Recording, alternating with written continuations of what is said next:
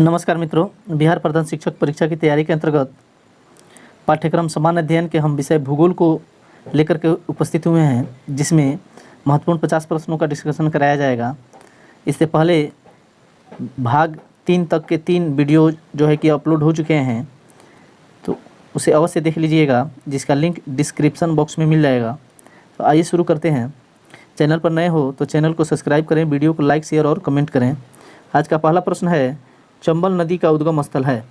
Option है नाग पहाड़ी, जनापांव पहाड़ी, ब्रह्मगिरी पहाड़ी और अमरकंटक। तो इसका सही आंसर हो जाएगा ऑप्शन नंबर बी, जनापांव पहाड़ी। अमरकंटक जो पठार है वो सोन नदी का उद्गम स्थल है, याद रखेंगे।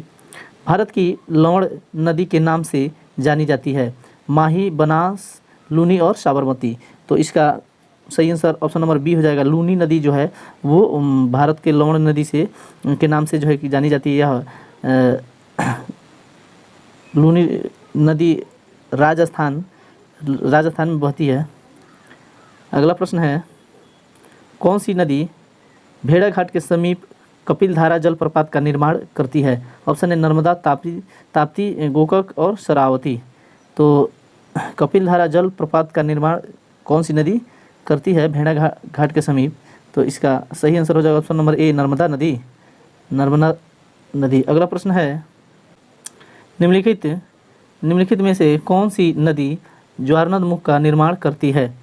तो ज्वारनद मुख का निर्माण नर्मदा नदी करती है और ताप्ती, नर्मदा और ताप्ती। तो इसमें नर्मदा दिया है, तो नर्मदा सही हो जाएगा ऑप्शन नंबर सी। अगला प्रश्न है, प्रायद्वीपीय भारत की निम्न नदियों में से कौन से 3 से विशिष्ट रूप से भिन्न है? ऑप्शन है नर्मदा, कावेरी, कृष्णा और गोदावरी। तो निम्न 4 ऑप्शनों में कौन एक जो है जो शेष 3 से भिन्न है? तो इसका आंसर हो जाएगा ऑप्शन नंबर ए, नर्मदा जो है बाकी 3 से भिन्न है, क्योंकि नर्मदा और ताप्ती ज्वारनद मुख का निर्माण करती हैं, बाकी नदियां डेल्टा का निर्माण करती हैं। अगला प्रश्न है, निम्नलिखित में से कौन सी नदी एस्चुअरी नहीं बनाती है? नर्मदा, ताप्ती, मांडवी और महानदी। तो इसका सही आंसर ऑप्शन नंबर डी हो जाएगा, महानदी जो है कि एस्चुअरी नहीं बनाती है। अगला प्रश्न है, कौन सी नदी अपने मुहाने पर डेल्टा का निर्माण नहीं करती है? तो दिए गए ऑप्शन में देखेंगे कि जो ताप्ती नदी वो डेल्टा का निर्माण नहीं करती, ये जो है कि ज्वारनद मुख का निर्माण करती है, ज्वारनद मुख। अगला प्रश्न है, क्षिप्रा नदी निम्नलिखित में से किसकी सहायक नदी है? क्षिप्रा नदी निम्नलिखित में से ऑप्शन दिया है गोदावरी, चंबल, महानदी और नर्मदा। तो इसका सही आंसर हो जाएगा ऑप्शन नंबर बी, चंबल नदी। चंबल नदी का जो है कि सहायक नदी क्षिप्रा नदी है। अगला प्रश्न है, निम्नलिखित में से कौन सी नदी अमरकंटक के पठार से नहीं निकलती? ऑप्शन है गोदावरी, नर्मदा, तवा और सोन। तो ये इसमें नर्मदा जो है आंसर हो जाएगा ऑप्शन नंबर नर्मदा नहीं, गोदावरी जो है अमरकंटक के पठार से नहीं निकलती। अगला प्रश्न है, महानदी, नर्मदा तथा सोन नदियाँ कहाँ से निकलती हैं? ऑप्शन है रामगढ़ गुम्बद से, पंचमढ़ी पहाड़ी से, ग्वाल पहाड़ी से, अमरकंटक पहाड़ी से। तो इसका सही आंसर हो जाएगा ऑप्शन नंबर ए, रामगढ़ गुम्बद से।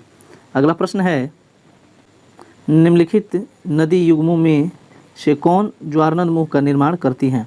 नर्मदा एवं ताप्ती, गंगा एवं ब्रह्मपुत्र, कृष्णा एवं कावेरी, कृष्णा एवं गोदावरी। तो इसका सही आंसर ऑप्शन नंबर ए हो जाएगा, नर्मदा एवं ताप्ती जो है ज्वारनद मुख का निर्माण करती हैं। अगला प्रश्न है, निम्न में से कौन सी नदी रिफ्ट वैली से होकर बहती है? गोदावरी, ताप्ती, कावेरी और कृष्णा। तो इसका सही आंसर हो जाएगा ताप्ती। अगला प्रश्न है, निम्नलिखित में से किस नदी के मुहाने पर डेल्टा नहीं बनता है? ऑप्शन नंबर डी सही हो जाएगा, ताप्ती नदी के मुहाने पर डेल्टा नहीं बनता है। अगला प्रश्न है, दक्षिण भारत के पठारी प्रदेश को कौन सी नदी 2 भागों में विभाजित करती है?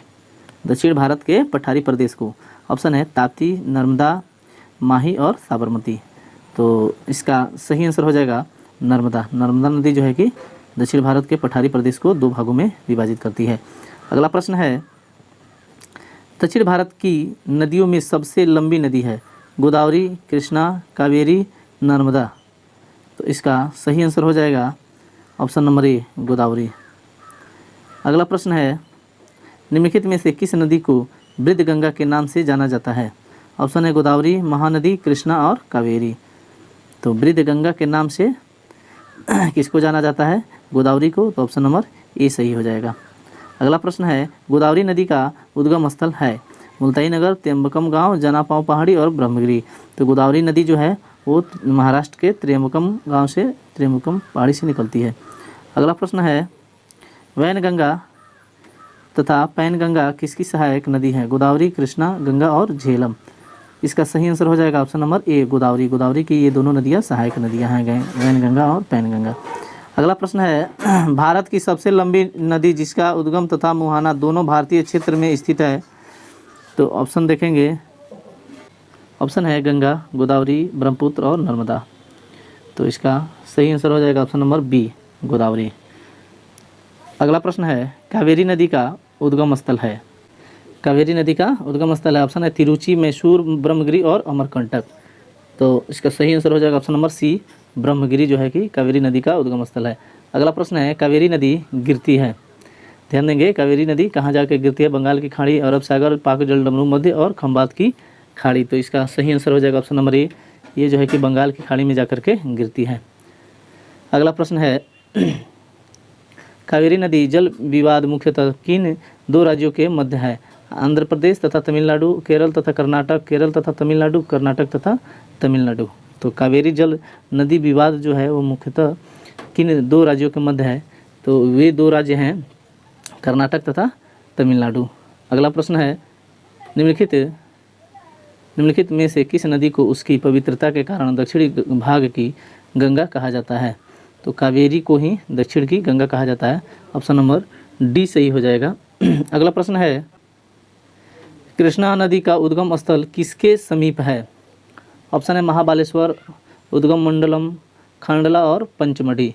तो इसका सही आंसर हो जाएगा ऑप्शन नंबर ए, महाबालेश्वर के समीप जो है कि कृष्णा नदी का उद्गम स्थल है। अगला प्रश्न है, पंचगंगा तथा दूध गंगा किसकी सहायक नदी है? ऑप्शन है कृष्णा, गोदावरी, गंगा और झेलम। तो पंचगंगा तथा दूध गंगा ये किसकी सहायक नदियां हैं?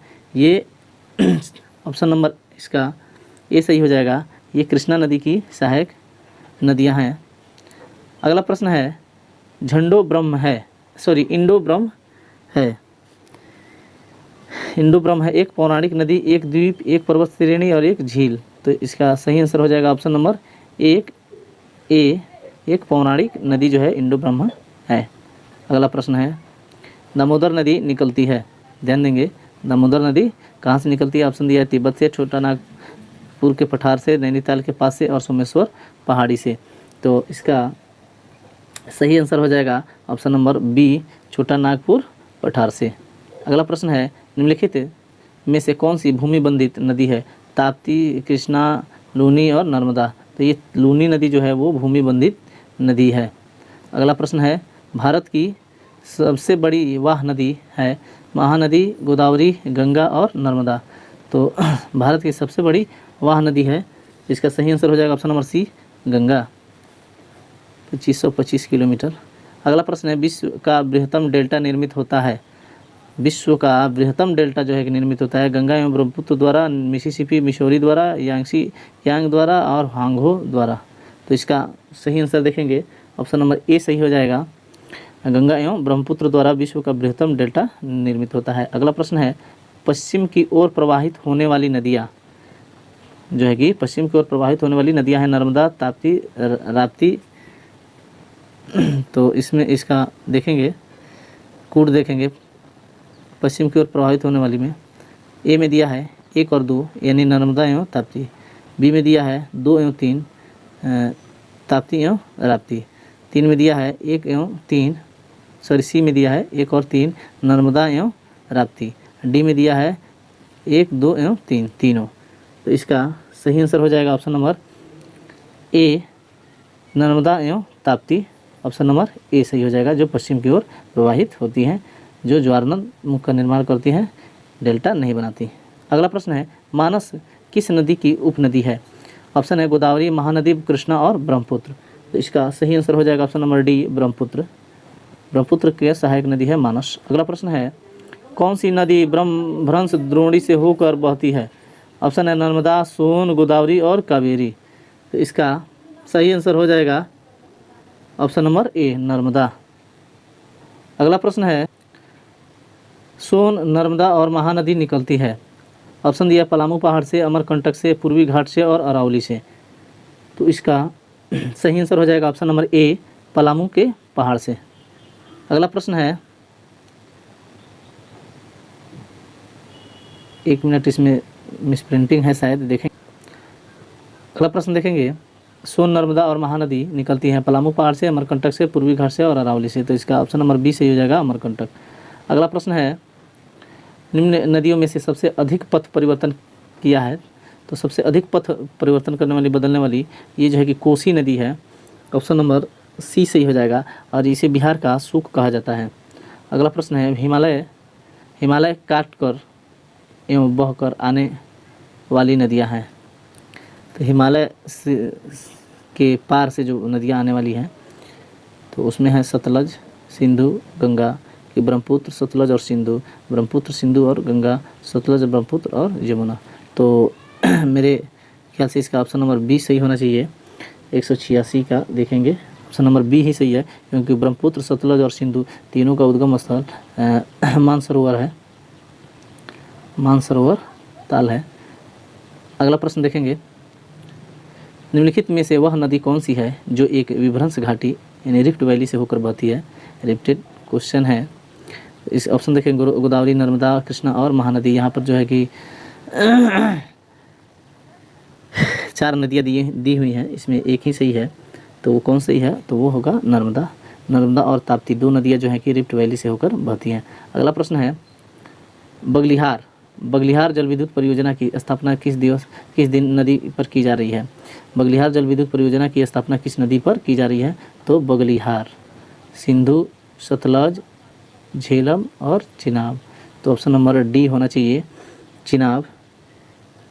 बिल्कुल सही, ऑप्शन नंबर डी, चिनाब जो है कि सही होगा। अगला प्रश्न है कोयना परियोजना किस राज्य की प्रमुख बहुउद्देशीय नदी घाटी परियोजना है? कोयना परियोजना तो देखेंगे राजस्थान, महाराष्ट्र, गुजरात और मध्य प्रदेश। तो ऑप्शन नंबर बी सही हो जाएगा, महाराष्ट्र। अगला प्रश्न है नाथपा झाकरी परियोजना किस राज्य में स्थित है? ऑप्शन है जम्मू कश्मीर, हिमाचल प्रदेश, उत्तर प्रदेश और उत्तरांचल। तो इसका सही आंसर हो जाएगा option number B, Himachal Pradesh. अगला प्रश्न है नाथपा झाकरी परियोजना किस नदी पर निर्मित है? ऑप्शन है सतलज, रावी, ब्यास और चिनाब। तो इसका सही आंसर हो जाएगा ऑप्शन नंबर ए, सतलज नदी। अगला प्रश्न है भाखड़ा नांगल एक संयुक्त परियोजना है। भाखड़ा नांगल एक संयुक्त परियोजना है किनके बीच? हरियाणा, पंजाब और राजस्थान की। हरियाणा, पंजाब, दिल्ली की। हिमाचल प्रदेश, हरियाणा और पंजाब की। पंजाब, दिल्ली और राजस्थान की। तो इसमें देखेंगे कि भाखड़ा नांगल जो एक संयुक्त परियोजना है तो ये संयुक्त परियोजना है हरियाणा, पंजाब और राजस्थान की। ऑप्शन नंबर ए सही हो जाएगा। अगला प्रश्न है गिरना परियोजना कहाँ स्थित है? गिरना परियोजना कहाँ स्थित है? आंध्र प्रदेश, महाराष्ट्र, उड़ीसा और छत्तीसगढ़। तो इसका सही आंसर हो जाएगा ऑप्शन नंबर बी, महाराष्ट्र। अगला प्रश्न है निम्नलिखित में से कौन सा भारत नेपाल सहयोग परियोजना के अंतर्गत नहीं आता है? ऑप्शन देखेंगे शारदा बांध परियोजना, टनकपुर बांध परियोजना, पंचेश्वर परियोजना और चूखा परियोजना। तो इसका सही आंसर हो जाएगा ऑप्शन नंबर डी, जो चूखा परियोजना है ये भारत नेपाल सहयोग में नहीं आता है। बाकी तीनों जो है कि शारदा, टनकपुर और पंचेश्वर परियोजना ये तीनों भारत और नेपाल सहयोग परियोजना के अंतर्गत आते हैं। अगला प्रश्न है सरदार सरोवर परियोजना किस राज्य में निर्माणाधीन है? ऑप्शन है राजस्थान, मध्य प्रदेश, उत्तर प्रदेश और गुजरात। तो इसका सही आंसर हो जाएगा option number D, Sardar Sarovar जो है वो गुजरात में निर्माणाधीन है। अगला प्रश्न है हीराकुंड परियोजना किस नदी के जल प्रवाह को नियंत्रित करता है? ऑप्शन है कृष्णा, महानदी और ताप्ती, नर्मदा। तो इसका सही आंसर हो जाएगा ऑप्शन नंबर बी, महानदी नदी के प्रवाह को नियंत्रित करता है। अगला प्रश्न है हीराकुंड परियोजना किस राज्य में है? झारखंड, छत्तीसगढ़, उड़ीसा और मध्य प्रदेश। तो इसका सही आंसर हो जाएगा ऑप्शन नंबर सी, उड़ीसा। अगला प्रश्न है कर्नाटक में स्थित बहुउद्देशीय परियोजना, कर्नाटक में स्थित बहुउद्देशीय नदी घाटी परियोजना है दामोदर, भाखड़ा, तुंगभद्रा और कोसी। तो इसका सही आंसर है ऑप्शन नंबर सी तुंगभद्रा। अगला प्रश्न है हिडकल परियोजना किस नदी पर, हिडकल परियोजना जो है कि किस नदी पर स्थित है। ऑप्शन देखेंगे घाट प्रभा, सतलज, रावी और बेतवा। तो इसका सही आंसर हो जाएगा ऑप्शन नंबर ए घाट प्रभा नदी। अगला प्रश्न है और इस सीरीज का अंतिम प्रश्न देखेंगे काकरापाड़ा परियोजना किस नदी से संबंधित है। तो ऑप्शन है ताप्ती, नर्मदा, तुंगभद्रा और कृष्णा। तो इसका सही आंसर हो जाएगा ऑप्शन नंबर ए ताप्ती नदी से संबंधित है। तो मित्रों ये रहे हमारे 50 महत्वपूर्ण प्रश्नों का डिस्कशन। आशा करते हैं कि वीडियो आपको अच्छी लगी होगी। अच्छी लगी हो तो दोस्तों में शेयर करें, लाइक और कमेंट करें, चैनल को सब्सक्राइब करें। मिलते हैं अगले वीडियो में, तब तक के लिए